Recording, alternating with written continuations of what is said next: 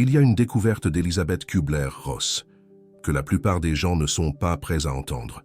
Toutes les âmes ne transitent pas vers l'au-delà. Certaines refusent, certaines ne le peuvent pas. Et d'autres ignorent même qu'elles sont mortes. Au cours de ces décennies de travail auprès des mourants et de recherche sur les expériences de mort imminente, elle a rencontré des cas qui défiaient tout ce que nous pensons savoir sur l'au-delà. Des cas d'âmes prises au piège entre les mondes, errant dans un état de confusion, incapables ou peu désireuses de se diriger vers la lumière. Le livre tibétain des morts, écrit il y a plus de 1000 ans, décrit ce phénomène avec une précision terrifiante. Il appelle cet espace le bardo, un état intermédiaire, où l'âme doit naviguer à travers ses propres projections, ses propres peurs, ses propres affaires inachevées. Et si elle ne parvient pas à reconnaître ce qui se passe, elle reste bloquée. Qu'est-ce qui retient une âme sur Terre? Qu'arrive-t-il à ceux qui refusent de transiter? Et surtout, y a-t-il quelque chose que les vivants peuvent faire pour les aider? Dans les prochaines minutes, vous découvrirez des réponses, sur lesquelles la sagesse ancienne et la recherche moderne s'accordent. Des réponses qui pourraient changer à jamais votre façon de penser à la mort. Elisabeth Kübler-Ross a commencé sa carrière comme psychiatre, travaillant auprès de patients en phase terminale. Elle voulait comprendre ce que vivaient les mourants, ce qu'ils voyaient, ce qu'ils ressentaient. Elle s'attendait à trouver de la peur et du déni. Au lieu de cela, elle a trouvé quelque chose qui a transformé toute sa vision du monde. Patient après patient décrivait avoir quitté son corps au moment de la mort. Il décrivait flotter au-dessus des tables d'opération, observant les médecins travailler sur leur corps sans vie. Il décrivait entrer dans des tunnels de lumière, être accueilli par des proches disparus, ressentant une paix et un amour overwhelming. Ce n'étaient pas des hallucinations, c'étaient des schémas cohérents, rapportés par des milliers d'individus à travers les cultures, les religions et les origines. Mais voici ce qu'Elisabeth Kübler-Ross a remarqué et que les autres ont manqué. Toutes les expériences ne se terminaient pas de la même manière. Certains patients décrivaient une hésitation au seuil de la lumière. D'autres parlèrent d'avoir vu des esprits qui semblaient perdus, errant dans l'obscurité. Et quelques-uns revenaient avec des souvenirs d'âmes qui les suppliaient de transmettre des messages aux vivants, parce qu'elles ne pouvaient pas aller de l'avant. Le livre tibétain des morts, connu dans sa langue d'origine sous le nom de Bardo Todol, fournit un cadre pour comprendre ces expériences. Écrit au 8e siècle par Padmasambhava et caché pendant 600 ans avant sa redécouverte, ce texte a été conçu comme un guide pour les mourants et les morts. Le titre lui-même révèle son objectif. Bardo signifie entre. Todol signifie libération par l'écoute. Ce livre était destiné à être lu à voix haute aux cadavres, pour guider les âmes à travers le passage périlleux entre la mort et la renaissance. Parce que les Tibétains comprenaient quelque chose de profond. Le moment de la mort n'est pas une fin.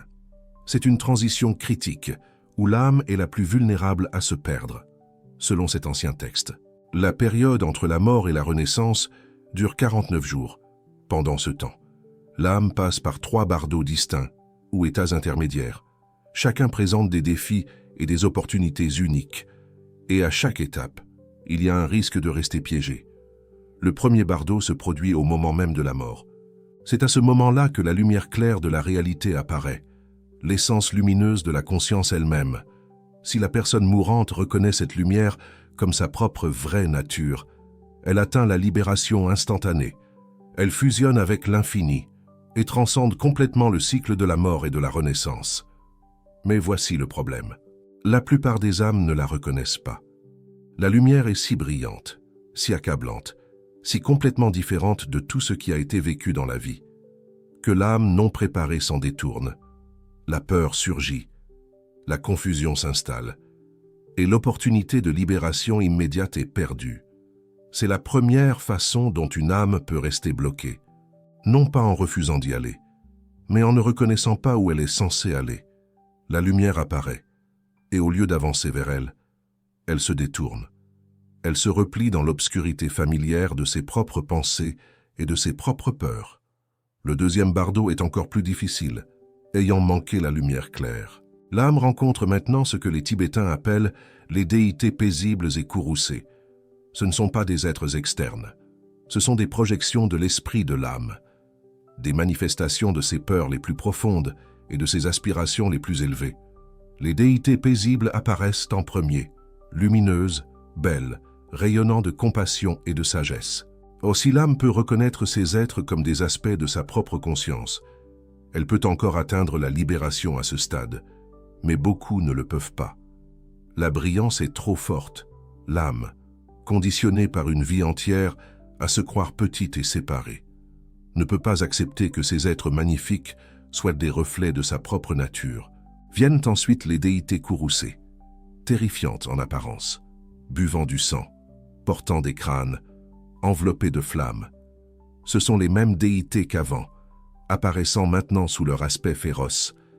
Elles représentent le côté obscur de l'âme, les émotions refoulées, les peurs niées, les vérités non reconnues qui ont été évitées pendant la vie.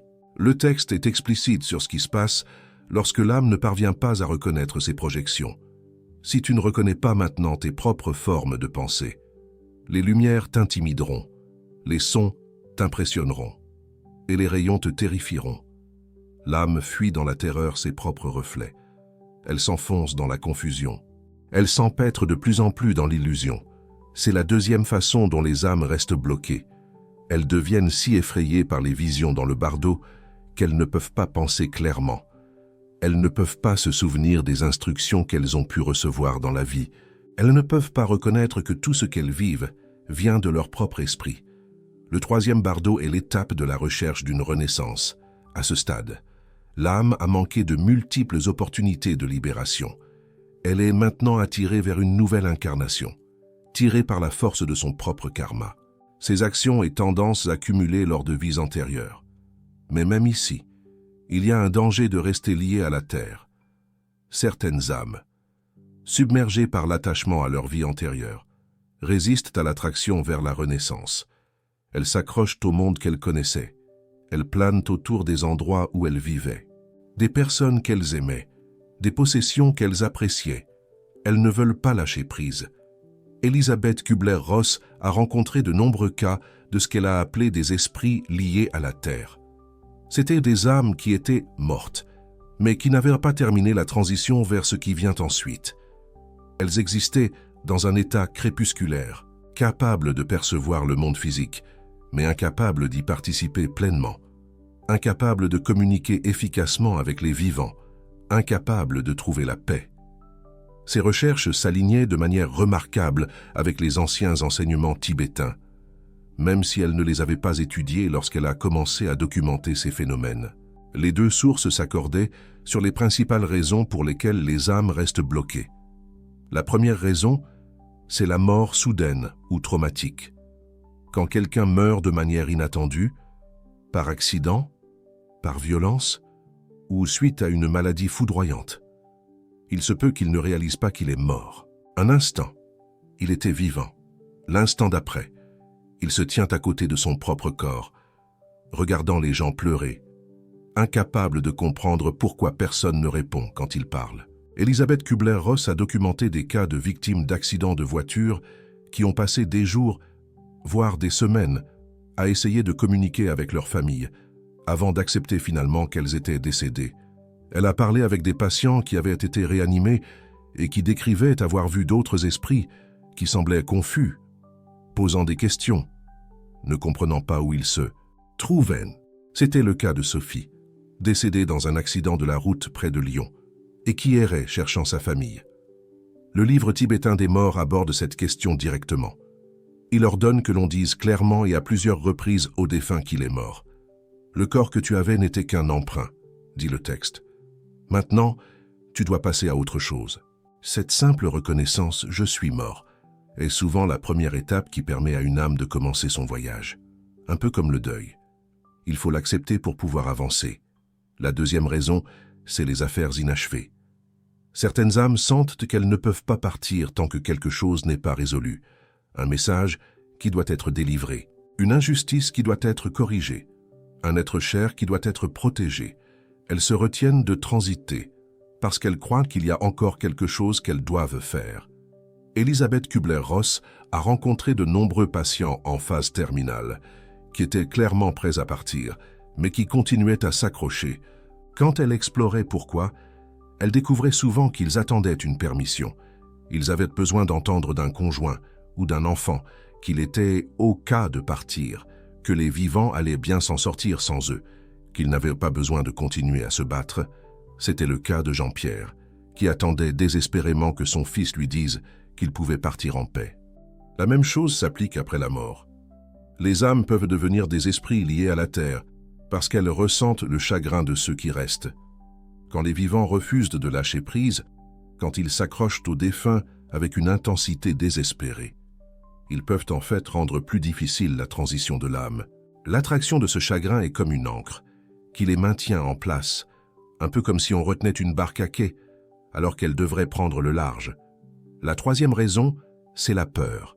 Peur du jugement, peur du châtiment, peur d'affronter ce qu'ils ont fait ou n'ont pas fait pendant leur vie. Certaines âmes croient qu'elles ne sont pas dignes de la lumière. Elles pensent qu'elles seront rejetées, condamnées, jetées dans l'obscurité. Alors, elles restent volontairement dans l'ombre, se cachant de ce qu'elles imaginent les attendre. Elisabeth Kübler-Ross a abordé cette peur à plusieurs reprises dans son travail avec les patients mourants. Elle a constaté que, presque universellement, les personnes qui avaient vécu des expériences de mort imminente rapportaient avoir été accueillies avec un amour inconditionnel.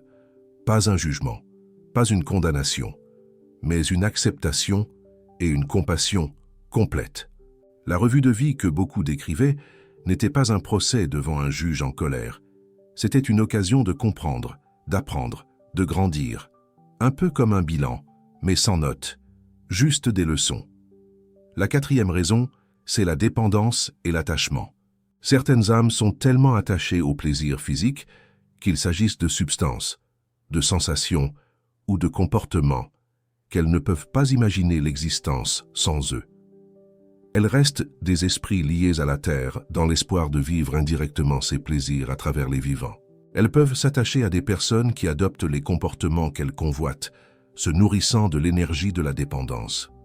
C'est l'un des aspects les plus troublants des esprits liés à la terre qu'Elisabeth Kübler-Ross a documenté. Ils ne sont pas tous bénins. Certains essaient activement d'influencer les vivants, les poussant vers des choix destructeurs, amplifiant les émotions négatives, créant des troubles dans les foyers et les relations. On pense ici à cette maison hantée en Bretagne, où l'esprit semblait attirer les habitants vers la boisson. La cinquième raison est peut-être la plus déchirante, l'amour. Certaines âmes ne peuvent supporter de quitter les gens qu'elles aiment. Elles restent pour veiller sur leurs enfants, pour réconforter leurs conjoints en deuil, pour protéger leur famille des dangers perçus. Leurs intentions sont pures, mais le résultat est le même. Elles restent prises au piège entre les mondes, incapables d'aider pleinement les vivants et incapables de passer à ce qui les attend. Comme cet homme, décédé pendant la guerre, et qui restait auprès de sa femme pour la protéger. Elisabeth Kübler-Ross était très claire sur ce point. La chose la plus aimante qu'une âme puisse faire est de transiter. De l'autre côté, elles peuvent fournir une véritable orientation et un véritable soutien. Mais, lorsqu'elles restent des esprits liés à la terre, elles sont limitées. Elles ne peuvent pas communiquer clairement. Elles ne peuvent pas intervenir efficacement. Elles ne peuvent que planer avec frustration, regardant la vie continuer sans elles. Maintenant, vous vous demandez peut-être quelque chose. Si une âme devient un esprit lié à la terre, est-elle coincée pour toujours? Y a-t-il un espoir de libération? Ou ces esprits sont-ils condamnés à errer jusqu'à la fin des temps? Les enseignements tibétains et les recherches d'Elisabeth Kübler-Ross offrent tous deux des assurances sur ce point. Aucune âme n'est coincée pour toujours. Finalement, toutes les âmes trouvent leur chemin vers la lumière. La question est seulement de savoir combien de temps cela prendra et combien de souffrances inutiles se produiront en cours de route. Le livre tibétain des morts décrit des pratiques qui peuvent être accomplies par les vivants pour aider le défunt. Les prières, les mantras et les rituels effectués pendant la période du bardo de 49 jours sont censés atteindre l'âme et la guider vers la libération. Même lire le texte à voix haute près du corps ou à l'endroit où la personne est décédée est considéré comme bénéfique. Elisabeth Kübler-Ross préconisait une approche différente, mais complémentaire. Elle encourageait les vivants à donner aux défunts la permission de partir, de parler à voix haute en leur disant qu'il est au cas de partir, que vous irez bien sans eux, que vous les aimez et que vous les libérez pour qu'ils continuent leur voyage. Elle a également souligné l'importance de régler les affaires inachevées avant la mort, dans la mesure du possible. Avoir des conversations difficiles, dire ce qui doit être dit, faire la paix avec les membres de la famille éloignée, achever le travail émotionnel de la vie, afin que l'âme ne porte pas ce fardeau dans la mort. Il y a autre chose qu'Elisabeth Kübler-Ross a découvert et qui remet en question notre compréhension habituelle. Elle a constaté que, dans certains cas, les esprits liés à la Terre n'étaient pas du tout des âmes, mais des fragments de conscience. Les morts traumatiques, en particulier les morts violentes, pouvaient provoquer la fragmentation de l'âme. Des parties transiteraient avec succès, tandis que d'autres parties resteraient coincées, rejoignant le traumatisme à l'infini. Cela explique pourquoi certains lieux hantés semblent montrer la même scène encore et encore. Une femme qui descend un couloir, un homme qui tombe d'une hauteur. Il ne s'agit peut-être pas d'âme complète, mais d'impressions résiduelles, d'échos de traumatisme brûlés dans le tissu d'un lieu. Pour ces fragments, la solution est différente. Ils n'ont pas besoin d'être guidés vers la lumière, parce qu'ils ne sont pas assez complets pour faire ce voyage. Ils ont besoin de guérison. Ils ont besoin que le traumatisme qu'ils contiennent soit témoigné, reconnu et libéré. Certains praticiens spirituels se spécialisent dans ce travail, aidant à intégrer ces pièces perdues, afin qu'elles puissent enfin se reposer. En écoutant ceci, vous avez peut-être pensé à quelqu'un que vous avez perdu, quelqu'un dont la mort a été difficile, quelqu'un que vous avez senti qui pourrait encore être là, d'une certaine manière. Si c'est le cas, il y a quelque chose que vous devriez savoir. Sentir la présence d'un être cher décédé n'est pas toujours un signe qu'il est un esprit lié à la terre. Les âmes qui ont transité avec succès peuvent rendre visite aux vivants, et le font. Elles viennent dans les rêves, elles envoient des signes, ils font sentir leur présence dans les moments de besoin. La différence réside dans la qualité du contact. Une âme qui a transité apporte paix, réconfort et amour. Une âme liée à la terre apporte souvent confusion, perturbation, ou un sentiment de quelque chose de non résolu. Si vous croyez qu'une personne que vous aimez est bloquée, il y a des choses que vous pouvez faire. Premièrement, parlez-lui, à voix haute ou dans votre cœur. Dites-lui que vous savez qu'elle est décédée. Dites-lui qu'il est sûr de se diriger vers la lumière. Dites-lui que vous allez bien. Dites-lui que vous la libérez avec amour. Deuxièmement, examinez votre propre deuil. Vous accrochez-vous trop fortement? Refusez-vous d'accepter sa mort? Rendez-vous d'une manière ou d'une autre plus difficile pour elle de partir? Il ne s'agit pas de blâmer, le deuil est naturel et nécessaire. Mais il y a une différence entre pleurer quelqu'un et s'accrocher à lui d'une manière qui l'ancre ici. Troisièmement, envisagez de demander l'aide de ceux qui travaillent avec les mourants et les morts, les équipes de soins palliatifs, les accompagnateurs spirituels, certains types de thérapeutes et les praticiens de tradition qui ont développé des techniques pour aider les esprits liés à la terre. Vous n'êtes pas obligé de faire cela seul. Les maîtres tibétains qui ont écrit le livre tibétain des morts comprenaient quelque chose que la culture moderne a largement oublié. La mort n'est pas un événement qui se produit en un instant. C'est un processus qui se déroule avec le temps. Et les vivants ont un rôle à jouer pour aider les morts à mener à bien ce processus. Elisabeth Kübler-Ross est arrivée à la même conclusion après des années de recherche.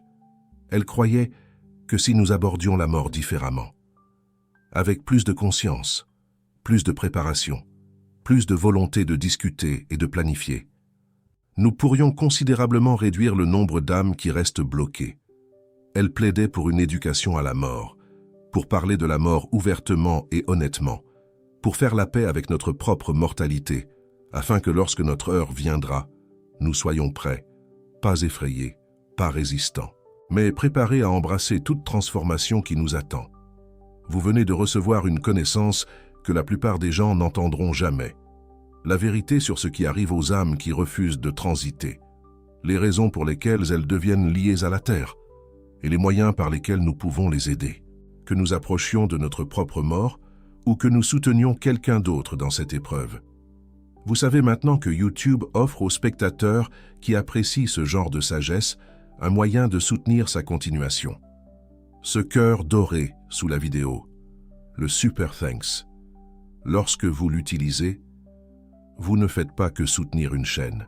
Vous dites que cette information est importante, que l'exploration de la conscience et de l'au-delà mérite de l'attention, que vous voulez que plus de gens comprennent ce qu'Elizabeth Kubler-Ross et les traditions anciennes savaient.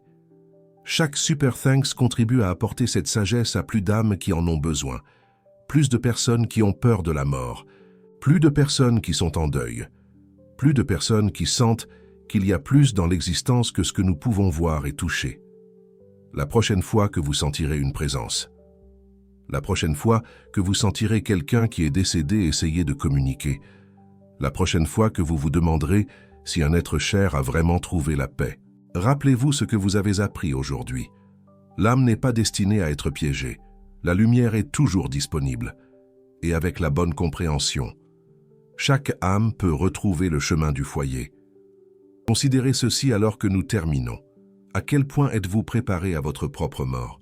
Pas de manière morbide, mais d'un point de vue pratique et spirituel. Avez-vous dit ce qui devait être dit à ceux que vous aimez? Avez-vous fait la paix avec vos regrets? Avez-vous pensé à ce que vous voudriez si vous vous retrouviez dans le bardeau, face à la lumière claire de votre propre conscience? Le livre tibétain des morts a été écrit pour les mourants, mais sa sagesse est destinée aux vivants. Parce que le meilleur moment pour se préparer à la mort, c'est quand on est encore vivant. Le meilleur moment pour s'assurer que l'on transitera avec succès, c'est avant de devoir faire cette traversée. Elizabeth Kubler-Ross a consacré sa vie à ce travail, à aider les gens à mourir dans la dignité et la conscience, à supprimer la peur qui maintient tant d'âmes piégées. Son héritage se perpétue dans tous ceux qui prennent cette connaissance au sérieux et l'utilisent pour transformer leur relation avec la mortalité. Une question demeure. Dans les commentaires ci-dessous, dites-moi ceci. Avez-vous déjà senti la présence de quelqu'un qui est mort, mais semblait incapable de partir? Qu'est-ce qui, selon vous, le maintenait lié à la terre? Votre expérience pourrait aider d'autres personnes qui traversent une situation similaire. Et en partageant, nous créons un espace où ces sujets difficiles peuvent enfin être abordés ouvertement. Le voile entre les mondes est plus fin que nous ne le pensons. Et parfois, le plus grand service que nous pouvons offrir aux morts est simplement de reconnaître ce qu'ils vivent, de reconnaître que mourir est un processus, et de leur donner la permission, enfin, de partir